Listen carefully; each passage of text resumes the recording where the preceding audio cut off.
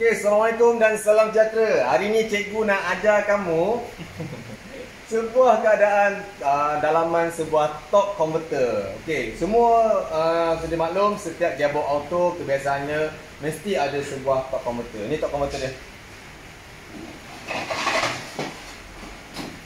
Sebuah torque converter. Jadi siapa yang tengah lihat video saya ni minta tolong dapat sharekan, ataupun kalau kat dalam YouTube minta tolong tekan button subscribe, minta tolong share, bagi komen. Sedikit perkongsian daripada saya, sebuah torque converter. Semua orang tahu torque converter. Bila cerita gearbox auto ada torque converter, oh tahu saya ada torque converter. Tapi dalaman torque converter tu semua agak keliru macam mana dalam keadaan torque converter. Okey ni, tengok ni. Ini sebuah torque converter. Sebuah torque converter boleh tahan juga, dia punya berat lebih kurang dalam 10 kilo ada ni torque converter ni. Welding dia. Ini sebuah torque converter yang sama lebih kurang lah macam kereta-kereta Wira, Toyota, Nissan, Honda. Setiap kereta auto yang komersial ada torque converter. Dan CVT pun ada sebilangan model-model CVT yang menggunakan torque converter. Tapi macam mana keadaan dalam torque converter? Inilah sedikit penyampaian ataupun sedikit perkongsian dari saya. Anda boleh lihat dalam torque converter ni. Okay? Bila kita potong, torque converter ni kena potong. Ni bekas welding dia ni. Kita kena potong torque converter ni. Nak potong torque converter ni pun kena gunakan mesin. Jadi bila kita dah potong torque converter ni, permukaannya kat sinilah kita nampak bahagian dalam dia. Jom tengok. Sambil tu siapa yang tengah lihat video ni minta tolong share-sharekan video ni. Okey. Susunan torque converter. Okey. Torque converter terbahagi kepada 1 2 3 4 5. 5 bahagian. Ada bahagian front cover. Ini bahagian assembly, clutch dia, turbine. Turbine inilah yang memainkan peranan yang penting untuk menggerakkan kenderaan ni. Kalau turbine jam, turbine berat, kat situlah yang dia akan mengganggu power kereta ni. Inilah turbine ni. Yang ni adalah starter. Ada one way bearing dalam ni. Dan ini adalah impeller. Okey, ini dalam gambar aja. Dalam actual dia, bila kita dah potong torque converter ni, kat sinilah kita boleh lihatkan keadaan yang sebenarnya. Sebab kadang dalam gambar ni kita tak boleh imagine kan, kita tak boleh bayangkan. Jadi kat sinilah bila saya potongkan untuk tunjukkan kepada anda semua bahagian dalaman yang sebenarnya yang ada pada bahagian torque converter. Front cover, ni dia. Sini kalau anda tahu yang ada yang starter nak tolak-tolak ni kan, kat sinilah dia, gigi dia. Ini yang kita akan lekat kepada bahagian enjin. Jadi kat sini dia panggil, nama dia ialah front cover. Clutch assembly. Atau ada separuh orang panggil bahasa dia lock-up clutch. Okey, untuk kereta-kereta yang 4 speed, 5 speed, 6 speed, 7 speed, yang semua mesti ada menggunakan clutch assembly ataupun orang panggil lock-up clutch. Inilah yang selalu yang mendatangkan masalah pada kenderaan kita. Tukar masuk gear, N masuk D menyentap. Pressure. Bawa dalam keadaan laju, bila nak berlakunya keadaan yang stable, tak dapat dalam keadaan stable. Kelajuan tekan habis pun 80 je kereta kita boleh pergi. Salah satu sebabnya ialah clutch pada bahagian torque converter dah haus. Nampak Clutch dia dah haus dah. Sebab tu kerja-kerja membaik pulih torque converter pun wajib untuk kita lakukan. Sebab assembly clutch ni atau torque atau dipanggil lock-up clutch ni akan melekat ataupun berfungsi pada bahagian front cover ni. Duduk dalam ni. Bila kita dalam keadaan kita dengan nak maintain kelajuan je, dia akan tekan benda ni, kelajuan enjin dengan kelajuan gearbox sama pusing. Kalau dia dalam keadaan rendah, dia punya turbine saja yang berfungsi, yang ini tak berfungsi, jadi dia free. Bila kelajuan dah konsisten, dah stable kelajuan, pressure dah cantik, dia akan tekan, jadi kelajuan enjin dengan kelajuan gearbox sama pergi. RPM 3000 enjin dan RPM 3000 pun pada bahagian gearbox. Ini nama dia lock-up clutch. Selepas lock-up clutch, apa yang ada? Turbine. Ini adalah permukaan turbine. Kalau sekali pandang lebih kurang macam enjin Boeing ada juga. Blade dia.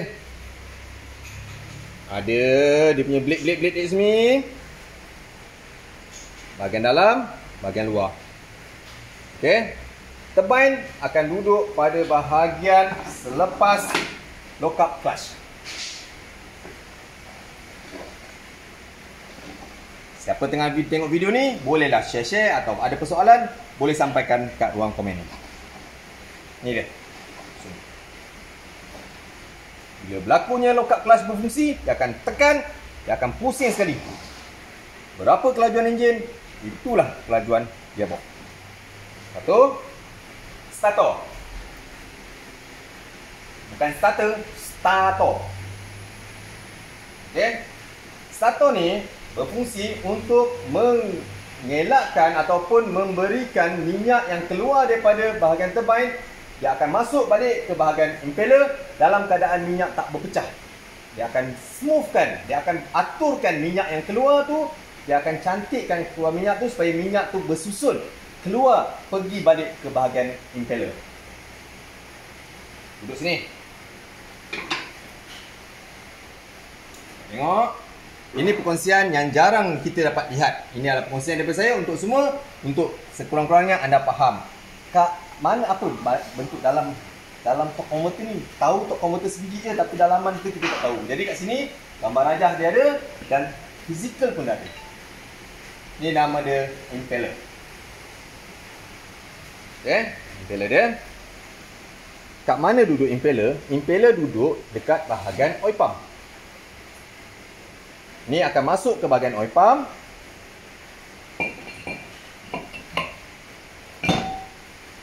Kita start enjin dia. Bila enjin berlakunya pusingan, sebab benda ni dia welding sekali dengan bahagian front cover ni.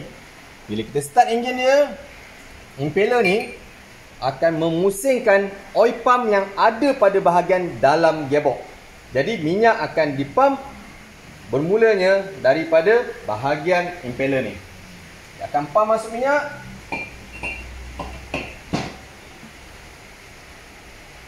Minyak akan masuk pada bahagian dalam impeller ni. Minyak akan salurkan daripada bahagian dalam ni.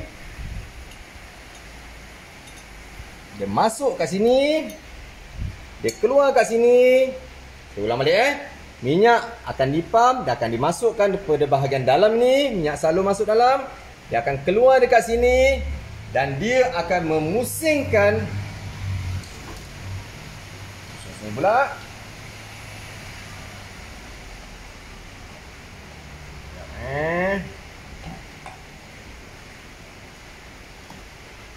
Minyak akan keluar sini dan dia akan masuk ke bahagian turbine. Tujuan dia untuk memusingkan turbine. Bila turbine berpusing, kat situlah gearbox akan memulakan pergerakan dia. Sebab shaft akan masuk ke dalam gearbox, namanya center shaft tu ataupun main shaft akan masuk dalam gearbox dan berpusing disebabkan turbine ni berpusing. Hasil daripada minyak yang masuk daripada impeller keluar, dia masuk sini. Kalau lawan jam kan, jam gini. Jadi dia pusing. Minyak tolak sini dia akan pusing. Minyak tolak. Dia akan pusingkan turbine ni. Kat sinilah akan memulakan hasil pergerakan kenderaan kita ataupun gearbox akan mula berpusing. Baik. Jadi minyak akan selalu balik keluar. Dalam keadaan yang minyak keluar, semua bahagian ni akan masuk minyak, dia akan keluar bersepah minyak ni. Jadi untuk mengaturkan supaya minyak tak bersepah, itulah kegunaan ataupun fungsi starter. Minyak keluar sini, dia masuk balik dalam starter ni, minyak dia akan susun balik starter ni, minyak ni akan disusun oleh starter dan akan memasukkan balik ke dalam bahagian dalam ni, pusing balik ke bahagian turbine, pusing lagi turbine, kita pusing lagi minyak, tekan minyak lagi, minyak akan lagi cepat dan turbine ni akan lagi cepat berpusing. Jadi kat situlah dia akan memastikan kelajuan yang kita minta. Kita tekan minyak laju, turbine ni akan pusing laju lagi. Kat situlah kelajuan akan meningkat.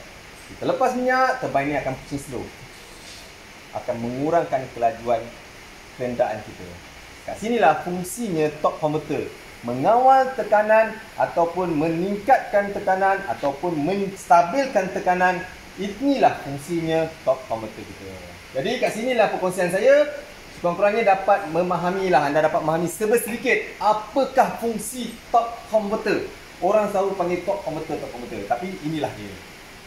Sebab tu torque converter ni, dalam ni ada seal.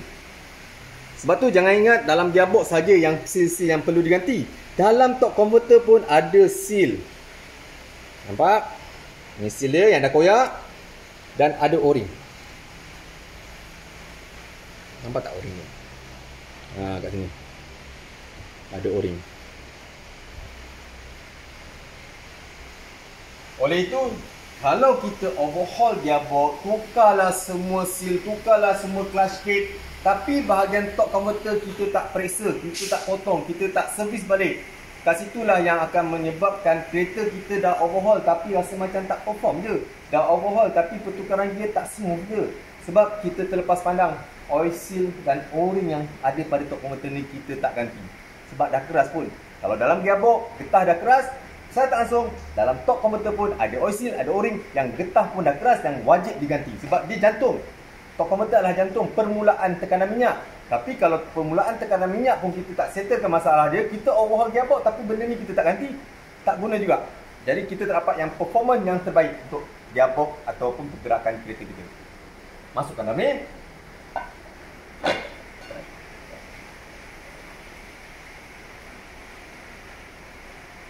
Dia tekan minyak. Laju. Pusing dia, laju. Tekan minyak, turbine akan ikut tekanan yang lalu pada bahagian blade dia. Damper clutch ataupun orang panggil dia clutch assembly.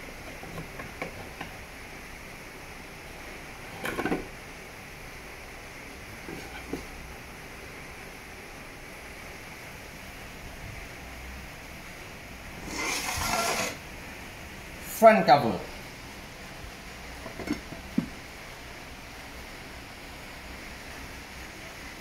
Rapat, ni kan. Nanti dah rapatkan semua, dia akan weldingkan balik menggunakan mesin, dan mesin yang digunakan adalah mesin khas. Tak boleh mesin sebarangan mesin. Sebab untuk welding balik torque converter ni perlukan mesin dalam keadaan yang balance, dalam keadaan yang tepat, tanpa ada gegaran selepas kerja-kerja welding ataupun patri tu. Jadi kat sini perkongsian saya sebuah torque converter. Inilah penceritaan sebuah torque converter. Sebuah yang belum dipotong, sebuah yang dipotong, dan gambar rajah sebuah torque converter. Perkongsian daripada saya untuk anda semua, sekurang-kurangnya anda bolehlah sedikit memahami dalaman sebuah torque converter. Apa fungsi front cover, apa fungsi clutch assembly atau lock-up clutch, apa fungsi turbine, apa fungsi stator, dan apa fungsi impeller. Perkongsian dari saya untuk anda semua. Kalau boleh share atau persoalan, boleh letakkan di ruang komen. InsyaAllah kita dapat info yang terbaik dan kita sampaikan kepada anda semua. Assalamualaikum warahmatullahi wabarakatuh.